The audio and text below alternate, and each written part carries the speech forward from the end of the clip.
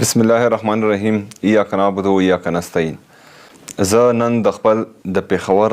ورکر سره مخاطب یم چې څنګه تاسو ټولو ته پته ده چې انشاءالله د اتوار په ورځ حیات آباد سپورټس کمپلیکس فوټبال ګراوند کې د ورځې 12 بجې د پاکستان تحریک انصاف جلسه ده چې په کوم کې به د پاکستان تحریک انصاف صوبایي او مرکزی لیډرشپ هغه هم شرکت کوي. د تحریک تحفظ عین پاکستان مشران چې کوم دي محمود اچکزئی صاحب اور علامه صاحب هغه دواړه به هم راځي په دې کې به شرکت کوي. نو زما د پیښور آی ایس ایف انصاف یوت وینګ پاکستان تحریک انصاف ټولو